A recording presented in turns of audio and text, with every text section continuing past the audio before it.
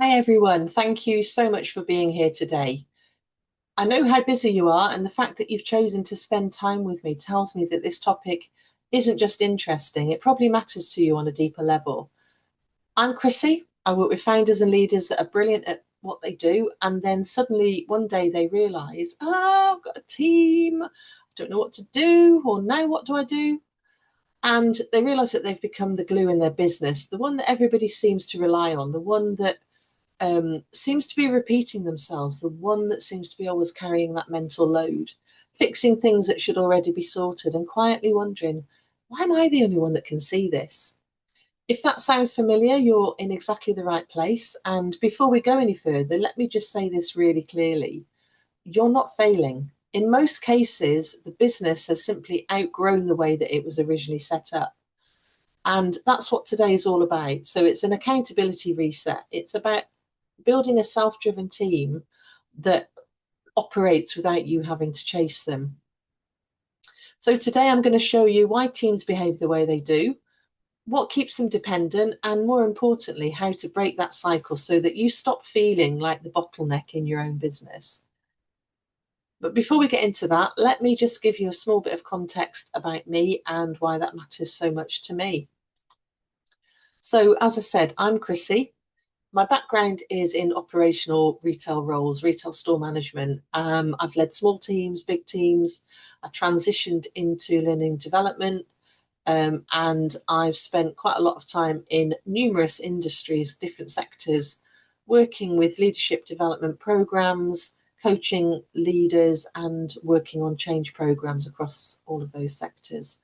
And in all of it, I keep seeing the same things show up again and again.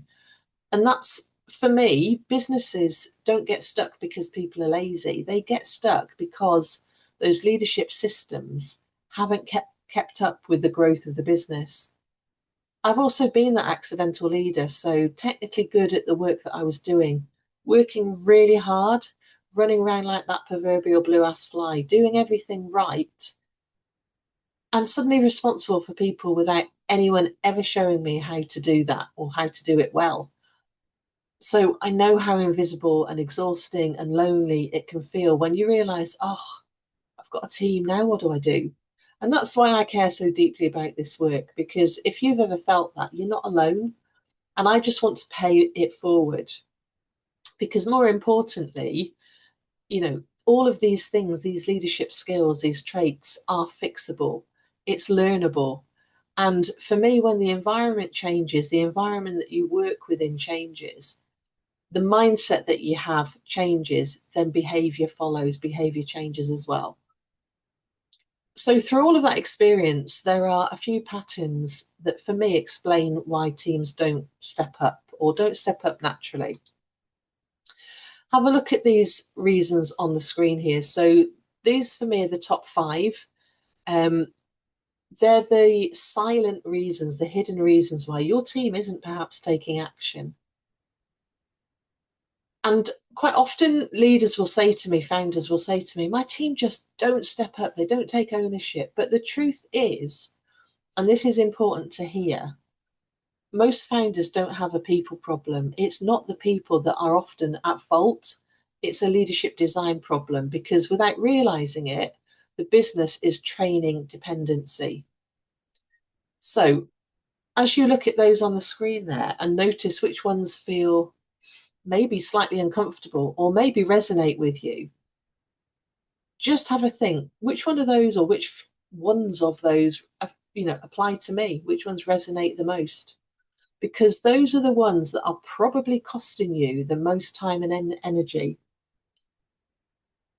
And in reality, your team isn't failing you.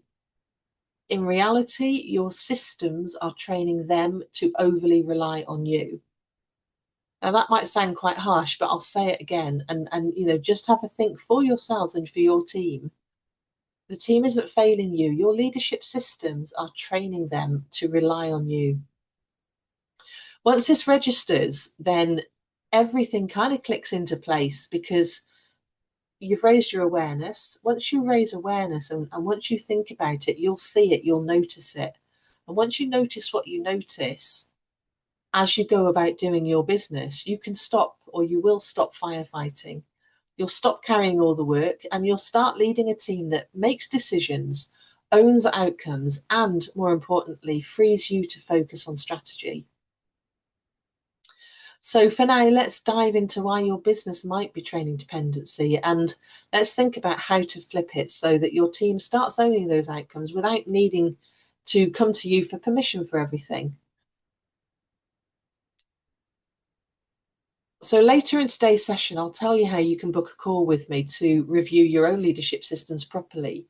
And this will help you to pinpoint exactly what you want to fix first, and more importantly, to see how your team can start running without you being that bottleneck. But first of all, we need to think about and understand why this dependency happens. So before we go into that, let me give you a very quick practical fix. It's something that we use in my Ascents program, and it's a really nice, easy tool to help you start thinking about how you can do things differently. It's called the decision ladder.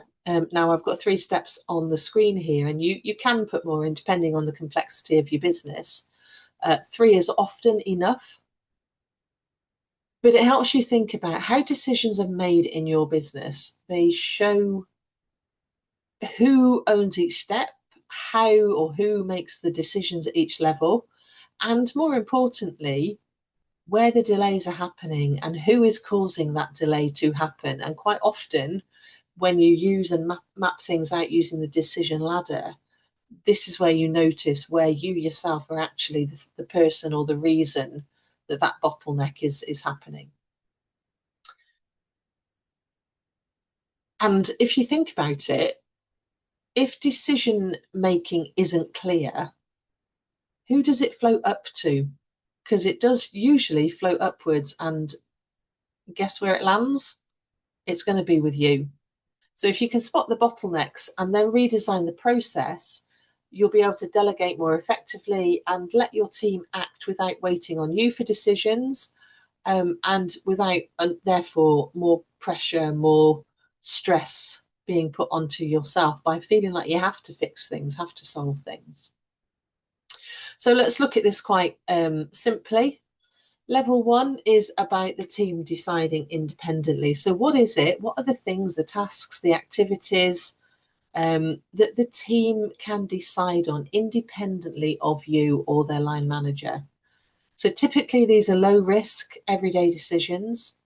They own it, you stay out of it. So it might be things like, deciding what client calls they can respond to, or what their level of approval or authority is in client calls. It might be about giving them autonomy about their daily or weekly or monthly schedule, or being able to draft first versions of contracts or documents, for example. The translation is, though, if they get it wrong at this level, then nothing is going to break. Nothing is going to cause you severe issues. It's not going to damage the business or the reputation or compliance in any shape or form. And your job here really is just to resist the urge to keep checking and micromanaging. A level 2 decision is deciding the decisions or the activities, the tasks, where a team can decide but need to check in with you first before performing the ultimate outcome. So you're confirming the direction and not the decision. So you're encouraging them to come along with ideas, recommendations, solutions, not questions about, so what do I do? It might be things like, if you've got a particularly difficult or tricky client situation, they might come to you with some ideas about actually what are the solutions. So some of the solutions might be, we could do A, we could do B or C, and my recommendation is that actually it's C. And then you as the line manager or the boss has the final say. Absolutely great, yeah, that's brilliant, crack on. Or actually we can or can't do that for these reasons, and I'd prefer it if we did option B, for example.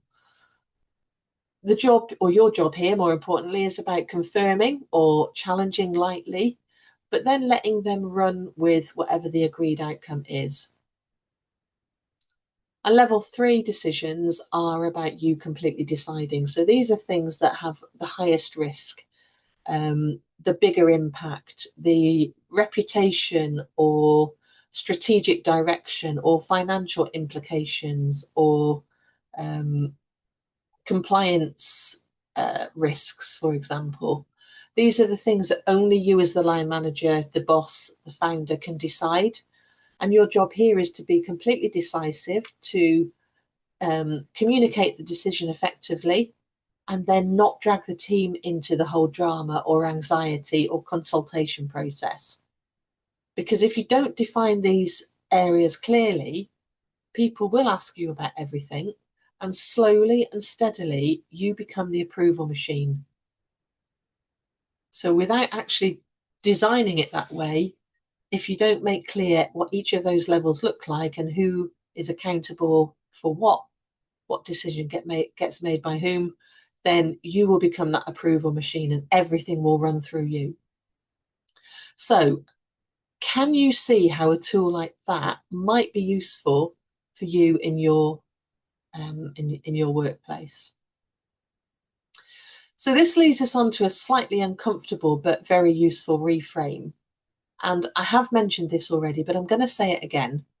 And it might feel quite controversial. It might feel uncomfortable, but I promise you it's not meant to offend and it's not meant to feel like I'm blaming you. But you don't have a people problem. You do have a leadership design problem. You have a system that's in place and that's quietly training your team to rely on you. And for me, what I've noticed is that it never starts out as control. It never starts out as you as the leader saying, I absolutely have to have total control over everything everybody does.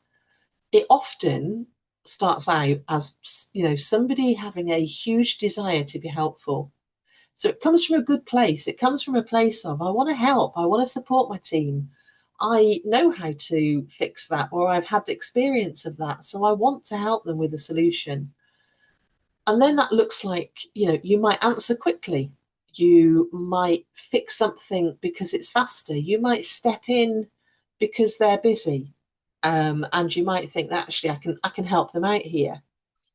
And over time, what happens is that your team learns that if they wait, that you will sort it.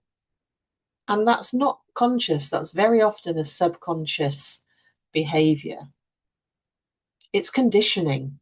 We are conditioning our people to behave in a way that actually we don't want. But the really good news is, if it's trained in, it can be, once you are aware of it, untrained or stopped, and then we can retrain in the behaviors that we do want, the activities, the actions that we do want. So before we go any further, let's just get a sense of where this might be showing up for you. And I've got a poll here. I'd like to ask you a couple of questions. Now, this is absolutely not about judgment. It's not about blame or finger pointing, and there is no right or wrong here. But what I'd like you to think about is, where in your business does communication break down most for you? And I'd like you to think about it from the point of view of, what is the one that drains your energy the most? Not the one you think you should choose or the one that sounds like it's the most problematic. What's the one that for you personally drains your energy most? And I'm just going to open up the poll, so just bear with me for one moment. So you should see that on your screens now, and then I'd like you to just pick one, or if there's more than one, pick everyone that resonates. So is it that delegating without bouncing back is the thing that drains your energy most? Is it getting people to take ownership? What is it? And I'll just give you a moment to fill that in. Okay, so we're getting a couple starting to come through now. So a couple standing out. Delegating without things bouncing back to me, and getting people to take ownership instead of waiting for instructions are in the lead so far. And yep, those two absolutely are still in the lead. They're the biggest ones for you guys on the call. But actually, every one of them has a score next to it, and that's completely normal. So thank you so much for being honest and sharing that with me. And as I say, they're all really normal. I see all of these things occur in the businesses or the leaders that I work with, and when any of them are at play, and they are unresolved, these are the things that typically quietly train dependency. So I've said that most founders think the problem is their people. But let's face it, most business owners you're juggling a lot. I know I am, and I know firsthand how busy everybody is. And that often creates the conditions for the problem. So let's have a think about what happens in real life.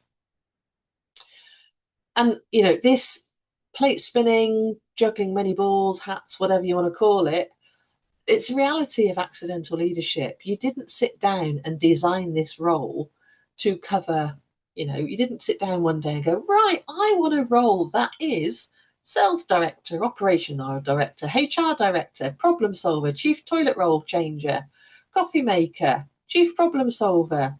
You didn't. You just wanted to do a job that was about the thing that you loved. And somehow you ended up with a team and are expected in all of those kind of plates and hats to be leading people brilliantly and know automatically how to do it and do it well. And it's overwhelming. Add on top of that trying to get clients and trying to drive business and grow business. It's exhausting, it's overwhelming. And so it's completely normal to be having these internal thoughts of, oh, I just don't have time to do this leadership stuff properly. And when these thoughts are kind of playing out at a subconscious level, what happens is that we tend to then focus on the things that are easiest or most comfortable to do. So we react, we fix, we answer somebody's question when they ask us something, we try and solve problems. We make decisions that are reactive and not strategic. We solve problems today, but don't realize that they're actually creating long-term headaches and dependency for tomorrow. And all of these things train the team to depend on us. Thousands of micro interruptions a day that we allow to happen drain our strategic thinking time. They drain the time that we might have put aside for ourselves to take stock or to move the business forward or to have that strategic planning. And that's where the real cost shows up, because when we allow ourselves to get pulled into the micro interruptions and into the tactical day-to-day stuff, we're not thinking forward, we're not thinking bigger picture, and we're not allowing ourselves that critical strategic thinking time that is all about growth and all about us and our team as well. And when we're under pressure, and particularly work-related pressure, this gets even more obvious. So what I'd like you to do is just bear with me and answer this next set of poll questions, because what we do when we are under pressure or under stress, work-related stress, comes out in our behaviour and our habits, most of which we're not aware of. And those default habits, those default behaviours also shape how your team behaves around you. So again, I'm going to ask you to be a bit vulnerable with me here. And as I said before, this is really important for the rest of the session because it's a bit of self-reflection. I need you to choose the one that most reflects what you typically do under pressure. So again, no right or wrong, no blame or judgment. It's just about raising awareness for yourself, because once you've got awareness, that gives us choice. And choice and noticing is the first step to therefore be able to do something differently. So I'll just give you a couple of moments. The poll should be open on your screen there. Just pop the one or whichever ones are resonating the most with you. So do you get more directive, for example? Do you avoid conflict? Do you get frustrated? What is it for you?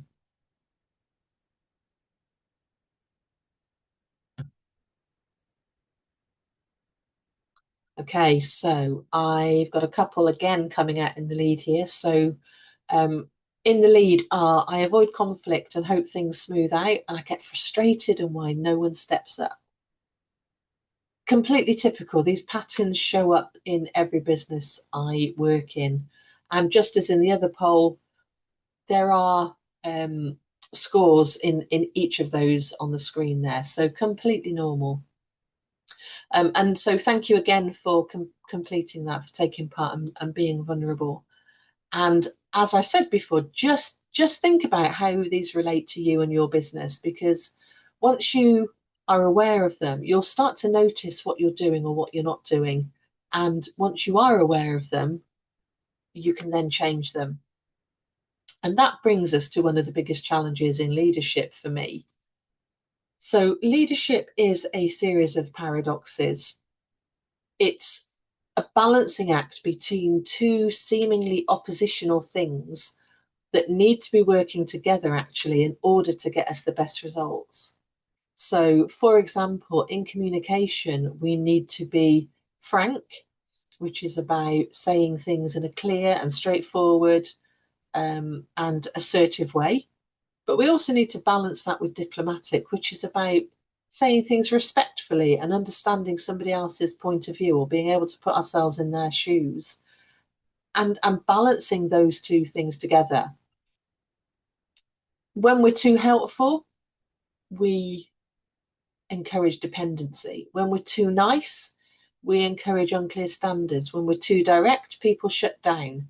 Every strength has its tipping point, and when we overuse those strengths, so those things that we're really good at, that actually is when it becomes dangerous for us. It becomes our blind spot.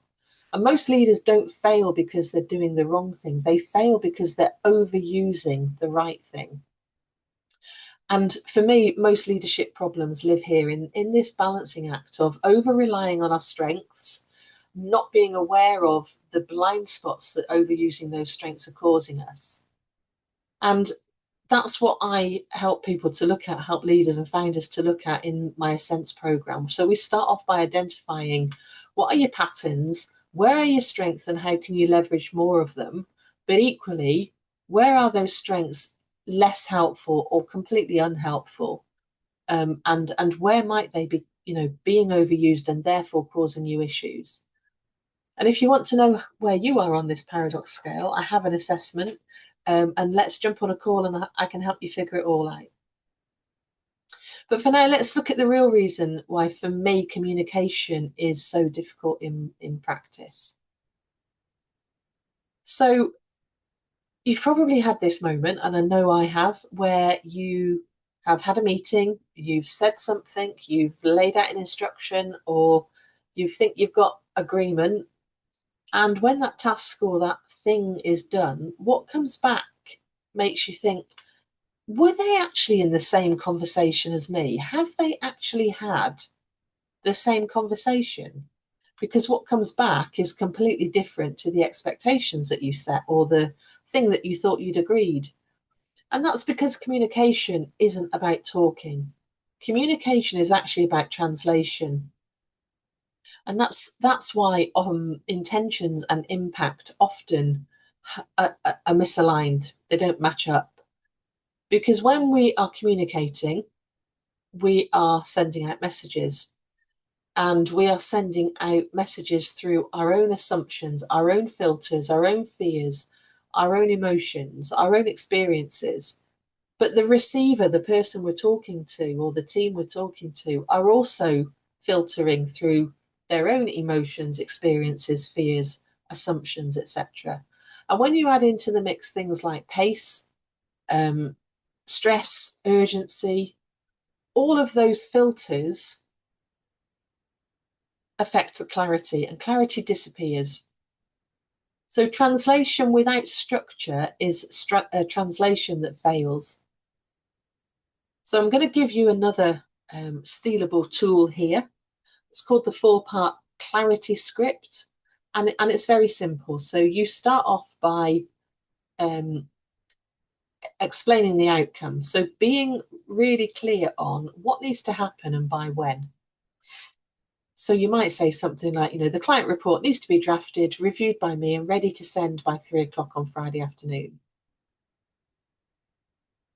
But we also need to define what the standard looks like. So it's outcome and then standard. What does good actually look like? Or what does ready to send actually look like?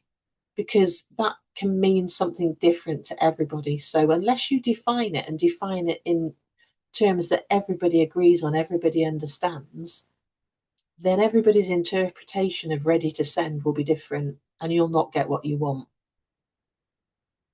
So you might say something like, ready to send means it's done when or complete when X, Y, and Z has happened. A, B, and C is in place. And then we need to be explicit about ownership. So who's driving it? Who owns it? You own this, you have the expertise. And if you get stuck, please come to me with the options or solutions, not just the problem. And what else do you need? What else could get in the way? What might stop us from achieving this by the deadline of Friday, for example? And then we need to put in some form of checkpoint. So agreeing when you'll reconnect, ideally before the deadline, so we've got time to avoid last minute panic and do a check-in that everything is on track. So you might say or agree something like, let's do a quick check-in Wednesday at 11 to sense check where we're at and what we need to do next. Or you might say, if they're more experienced, when do you suggest we check in to sense check the direction and how we're progressing? So the 4 steps: outcome, standard, ownership, checkpoint. If those 4 things are in place, then you will have a good structure where expectations should be clear and outcomes will be happening in the way that you want them to be. And it works because most leaders give half briefs and then get frustrated when the outcome doesn't quite hit the mark or it's significantly off the mark. So slowing down for 60 seconds or a couple of minutes up front will save you 6 hours or more fixing it later. So communication really isn't just about words. It is about translating intentions into something that the other person actually understands in the same way that you do, and can then act on it. So if you feel that your team is getting it wrong or consistently getting it wrong, it's often because they're never set up to get it right. So try this on your next task, the next thing you delegate. Just one, give it a go, and I guarantee you'll notice a difference immediately. If you want your team to take ownership and not just say they will, so not just nod along, then this is exactly the type of model, the type of tool that we build into your way of learning or leading, sorry.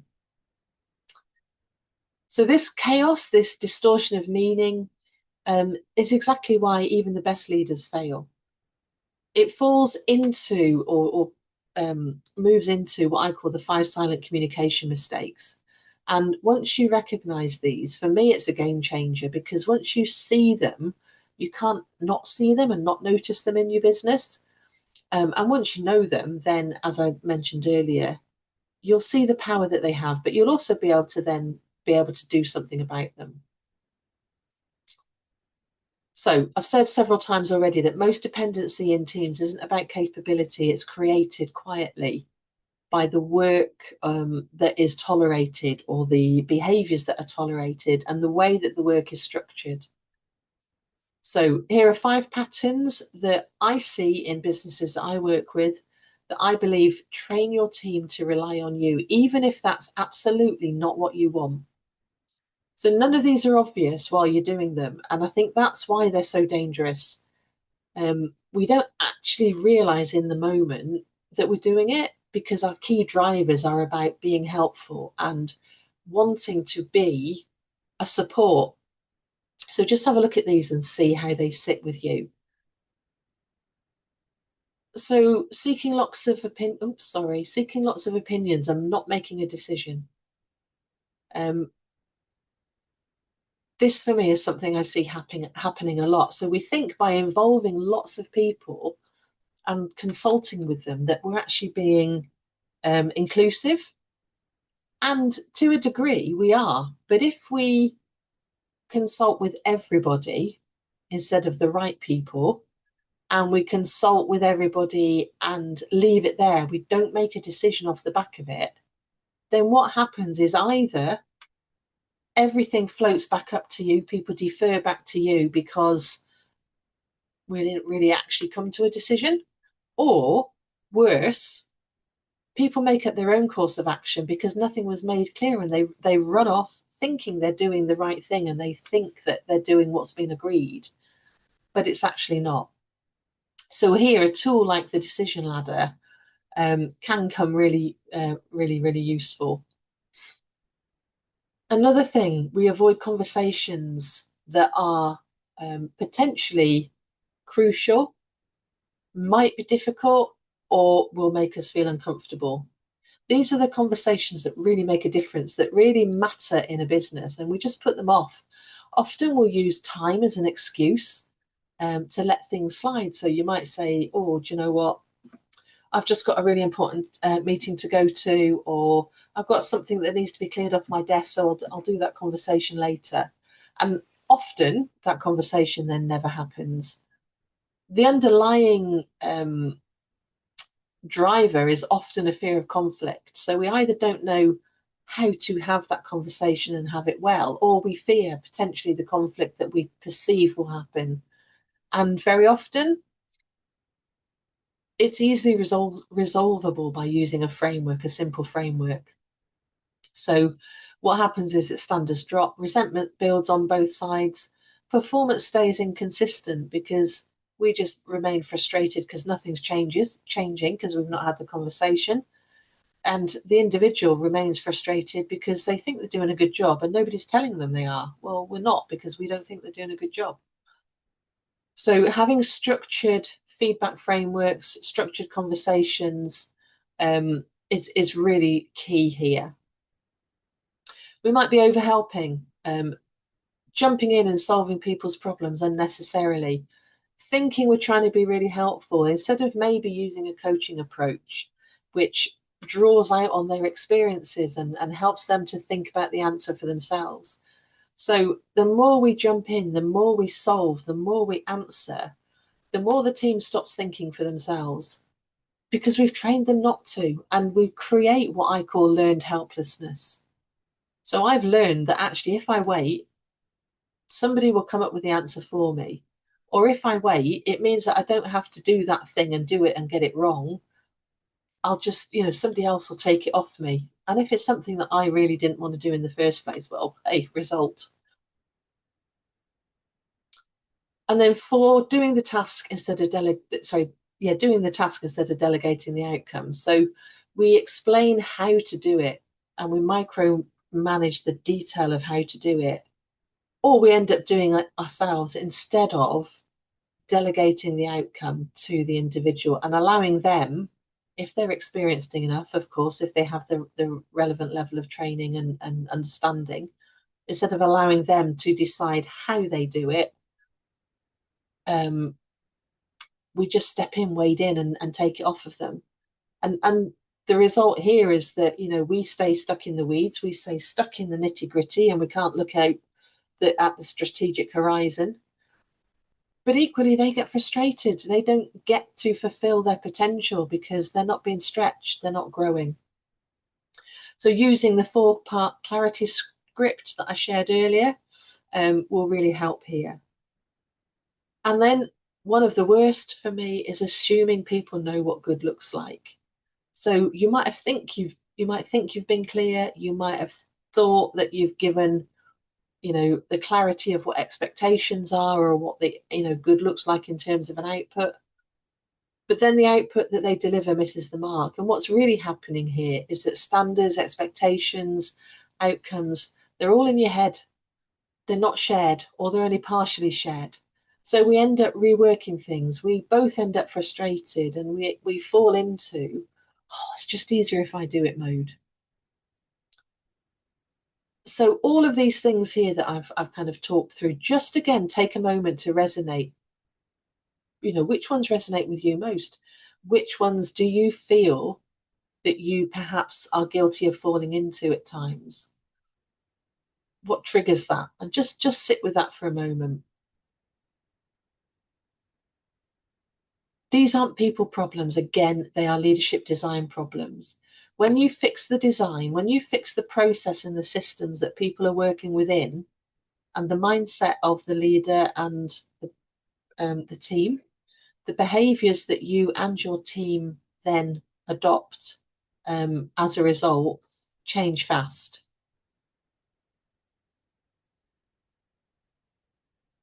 So hopefully some of that is starting to resonate, and you're kind of nodding along here going, yeah, I can see that. I've been guilty of that, and hand on heart, I've been guilty of all of those at different points in my career. If you're recognizing this in your business, and most leaders do, don't sit on it. Book a call with me and I'll show you how to do that at the end. And we'll map out exactly where that dependency is being created in your business, and help you think about what or where you can change so that your team starts to create or starts to take real ownership, and you can create a process and a system where they're not reliant on you. Okay, so now we know where the issues are. Let's have a think about where that dependency is being created, or where those mistakes are happening, and more importantly, how to fix them. So imagine walking in on a Monday, or opening your laptop up on a Monday morning, and not having that kind of pit of the stomach feeling that, oh, what's going to happen today? What's going to be waiting for me today? That low level period of dread, because your team already knows what the priorities are. They already are taking charge of the decisions because they know which ones they can manage and which ones need to be deferred. They're solving problems early and not late. They're not waiting for permission because they know within the scope of which of where they can make decisions. They've got clear boundaries. So there are no bottlenecks. There are no constant knocks on the door or demands for approvals. There's no reworking. There's no firefighting. And this is what a self-driven team actually feels like. And that's not luck. It can be created by design. So let's have a think about what's happening in most businesses so you can see how we get from there to here. So I've said this a lot through the webinar so far. Most of the time, the team is not the issue. It's the environment within which they're operating. And please hear this with love. The more capable you are, the more likely you are to become the bottleneck. I know that might land, that might feel a bit like, oh, what's she saying? But actually, you probably can do it faster. You probably can do it better. And you probably are more experienced. And yes, you do exactly know how you want it to be done. But dependency is caused by stepping in. Every time you do it, you quietly train your team to step back. Unintentionally, it's not necessarily a conscious thing. And as I said earlier, it's coming from this place of a desire to want to help, to want to be helpful. But when you design or redesign the environment and the systems that the people and yourself work within, behavior changes every time. And it's not slow either. So almost immediately, not after months of motivational talks, almost immediately, people will respond to what the system allows, and they will step up to what is expected. And I've seen this play out again and again. A client of mine, James, was buried under all of this stuff. There were constant emails, regular reworking of tasks. His team should have owned things. and they never did. He was never switching off. He was working through lunch breaks and staying late, working through weekends. And actually, nothing was wrong with his team. It was just the system that he had created and then not adapted as his business grew that kept pulling everything back to him. So we started off by raising his awareness about what was actually happening in the business and the way it was impacting not only him, but his team as well. And then we set about looking at the way that the work flowed. We set about setting clearer expectations and ownership. We created better decisions or better decision boundaries. We tightened up communication and started some communication rhythms and flows, and we stopped some as well. And the shift was that his team even stopped checking in with every small decision. They started thinking for themselves and started coming up with solutions and questions, not just asking about what they should do, but questions that were about the process or how they could improve things. So actually, they started to innovate. And he got his evenings back, his lunch breaks back. And do you know what? The business started moving faster without him having to push harder. So this isn't about you being bad at leadership. It is about you simply having outgrown the way your business is set up. The systems that got you to this point won't get you to where you want to go next. And that's the good news, because that bit is completely fixable. And I just want you to sit with this thought, because this will potentially sting a little bit, but it's absolutely true. Being overly nice, no matter how good intentioned, that drive to be helpful, to solve people's problems for them, being overly nice, rescuing people, feels helpful in the moment for us as the leader. So actually it serves us as the leader, but over time, it's actually one of the least helpful things that you can do. And I'd go so far as to say it's actually unkind, because ultimately it stops people growing. Every time you step in, you take away somebody else's chance to step up. And how demotivating is that? So if you're starting to recognize yourself in this is the moment to act. And it's now, not later, not when your people have left because they didn't feel they had the opportunity to step up or realize their potential. This is exactly the kind of shift I help leaders make when they work with me, without burning everything down. So you're not broken. You're working with a design that wasn't built for your current stage of growth.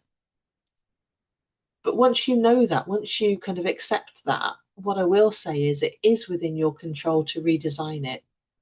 It is your responsibility to do something about it. And before this feels like I'm kind of finger pointing here or blaming you, let's be clear about this, and we'll look at the next slide.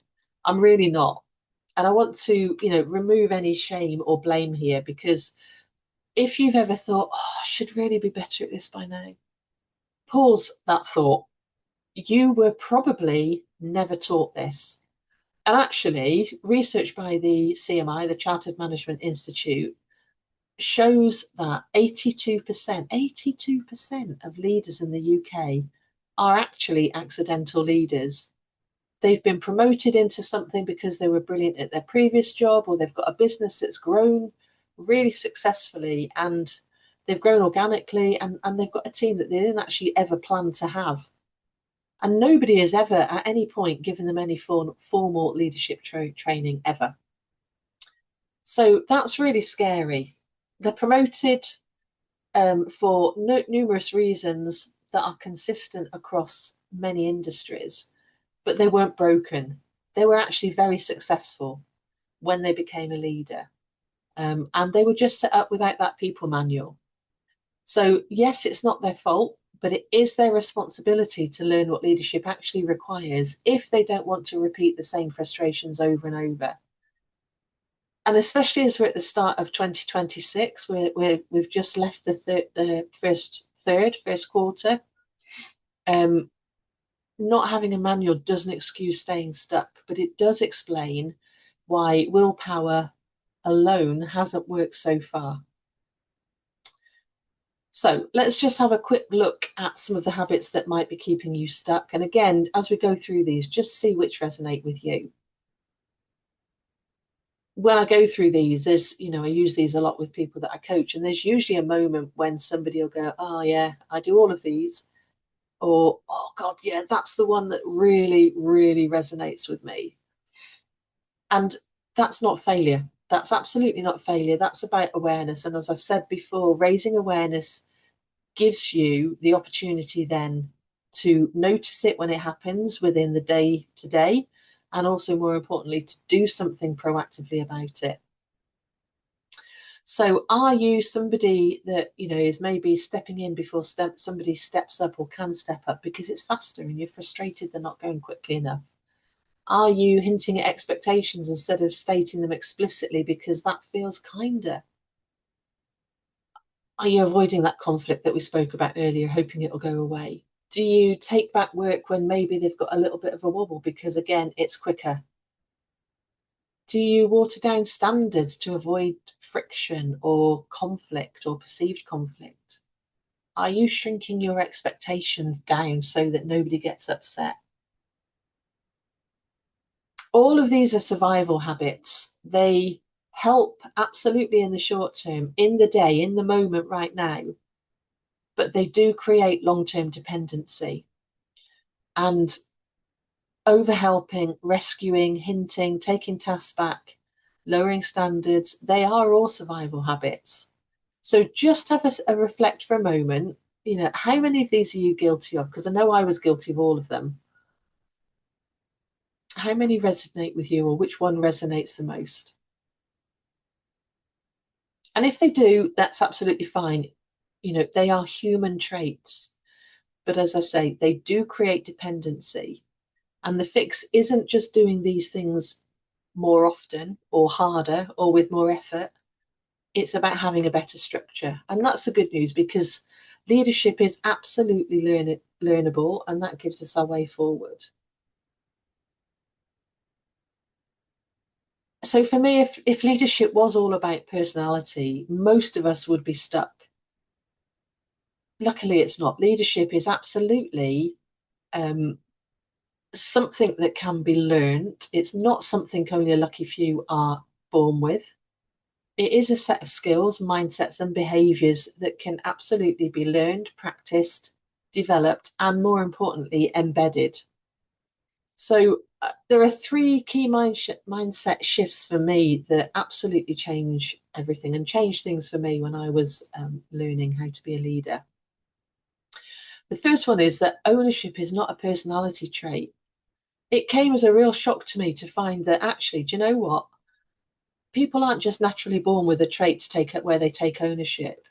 You can train it in, you can help people to learn it, because it comes from having a process that's set with having clear expectations and standards, understanding permission levels, and absolutely having clear accountability and then holding people to account.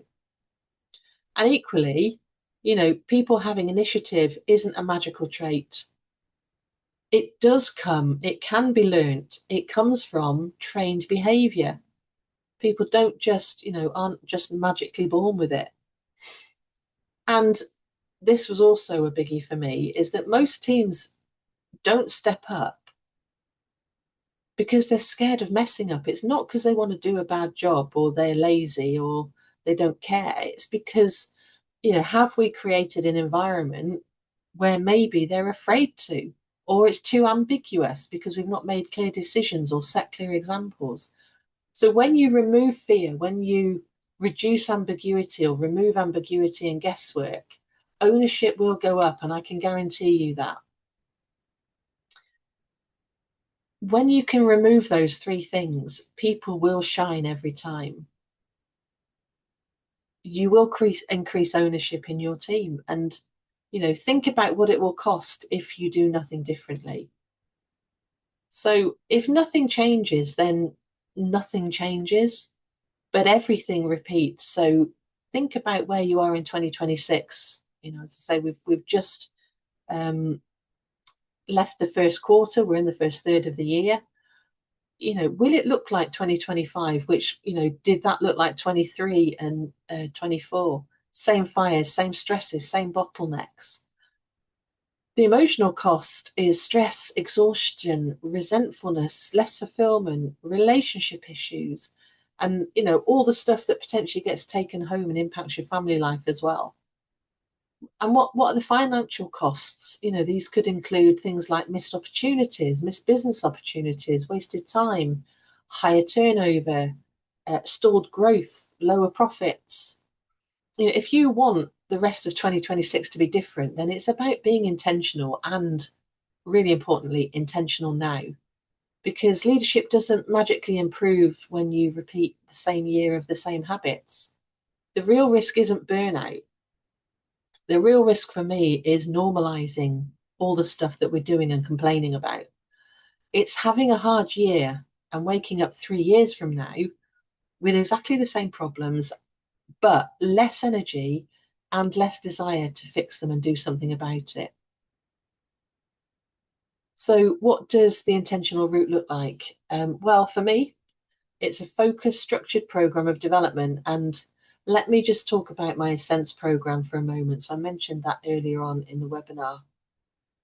And Ascents is the framework that I use, excuse me, every time I take a founder from chaos into clarity. It's a deliberate and intentional program, but it's not magical.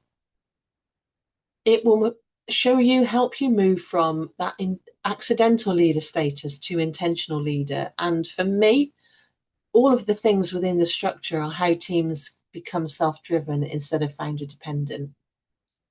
And this is why it works. It doesn't rely on motivation. It doesn't rely on willpower. It relies on design. So we focus on raising awareness at all levels so you can identify what's really going on in your business, what you can stop doing because it's not helping, what you can start doing, and really importantly, what actually matters. And so you can lead without burning out, without getting really frustrated, without having that frustration in your team. And if you put all of those things in place, how to sustain it, because that's really important. It's not just about putting something in place today, having a hard couple of days next week, and then going back to what we used to do. It's about that sustainability. So with Ascents, we start with awareness. So we stop guessing and we start working out and assessing, why is it that I feel overwhelmed or frustrated or whatever those emotions are? And, what really is happening in my business? So we use assessments that give us insight from a data-driven leadership perspective.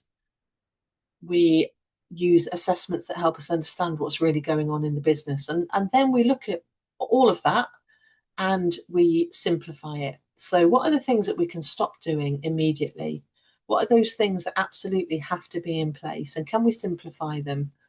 What are the things that identify, set and define the standards and the expectations? Because those things beat good intentions every time.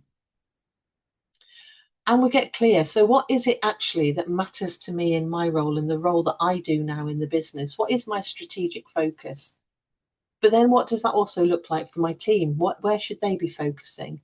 And how can I communicate that with clarity and communicate consistently, not occasionally? And what are those kind of repeatable structures and rhythms and communication processes that are going to really help me to maintain that level of understanding and that level of communication in the business, and two-way communication? And we look at expectations and focusing on how we can empower people in the business so that they can step up, so you can step back.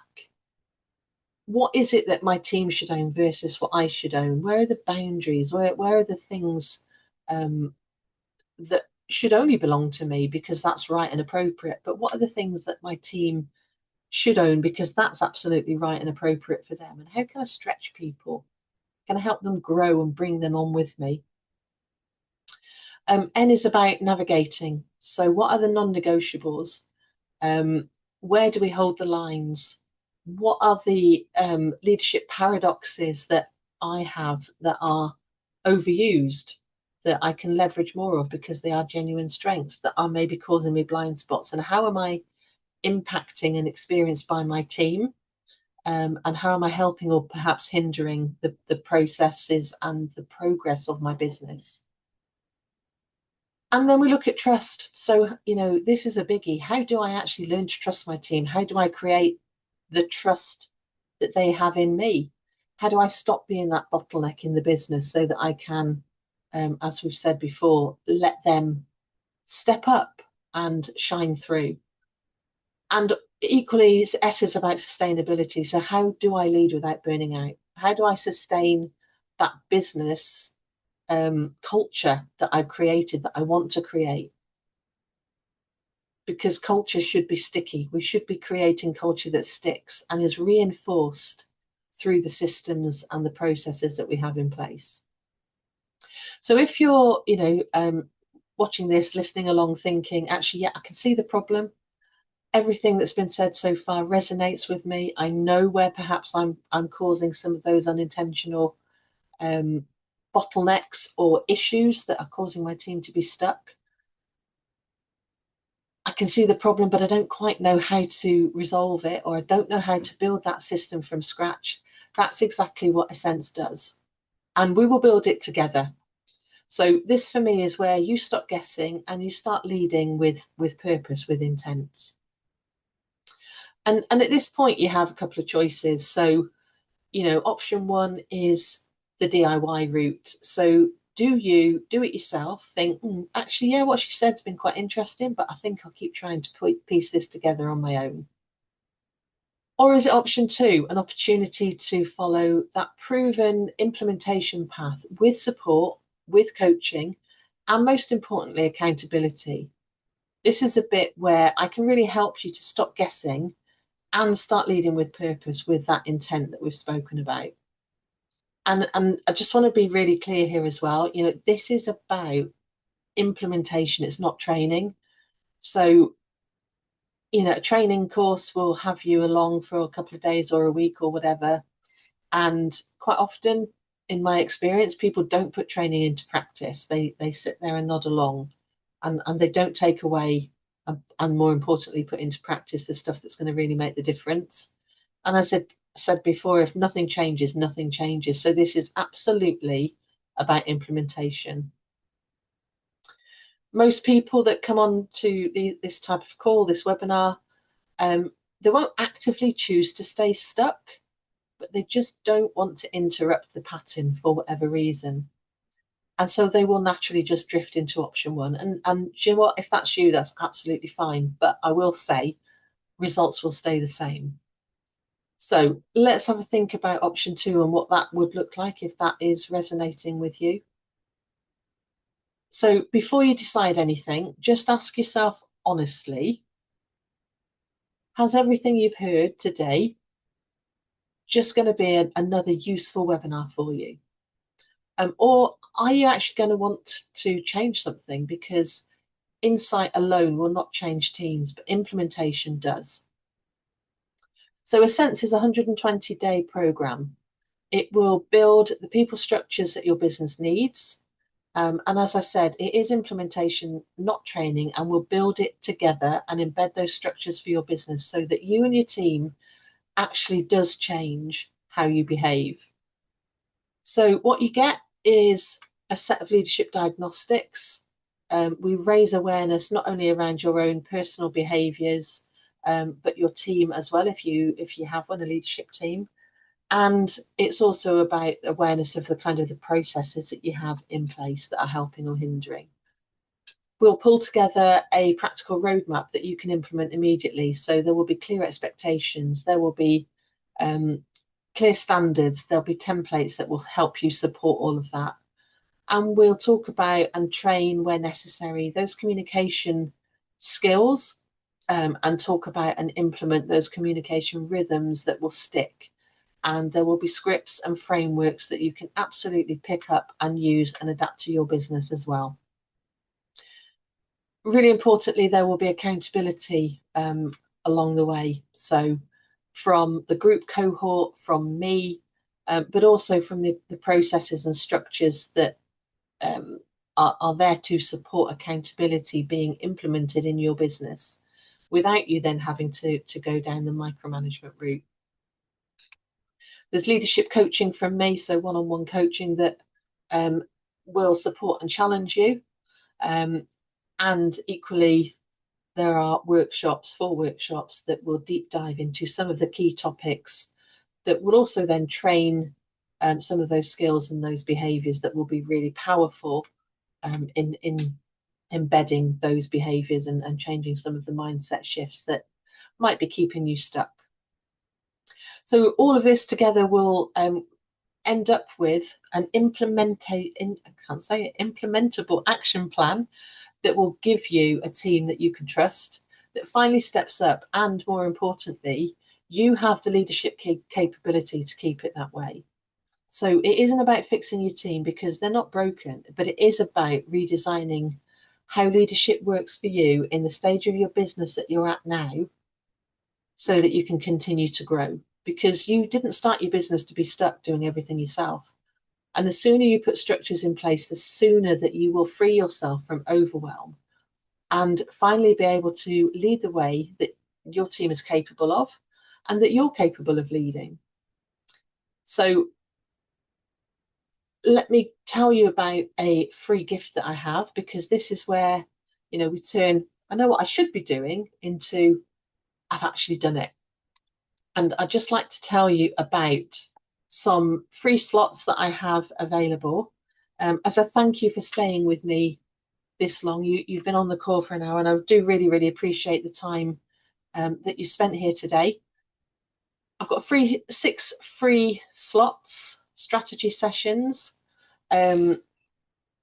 where it isn't a sales call, it's absolutely a systems review meeting. So book a call with me. I will have a talk to you about what's going on in your business, and together we'll uncover what some of those blockers are, and you'll leave exactly knowing what to fix first. So, whether we work together or not, you'll have at least one thing that you can go away and focus on that will make a big difference in your business for you and your team. If you're thinking about option 2, so coming on to the Ascents program, that's absolutely amazing, and very happy to talk about that too. But I would like to say that I only work with leaders who are ready to act, because this program does demand commitment. It does deliver real transformation, and your team will start making smart decisions, owning outcomes, and freeing you to lead strategically instead of firefighting, but only if you implement the stuff that we talk about. So please do take the opportunity to book a call with me. The link is in the chat now, or scan the QR code there. The slots are available for 3 days. So I have 6 spaces for the next 3 days, and the dates and the times available are on the QR code or on the link. And I really, really do look forward to speaking with you on the call. Thank you so much, as I say, for staying with me. I do appreciate your time, and wish you all a great rest of week. Thanks very much. See you all on a call.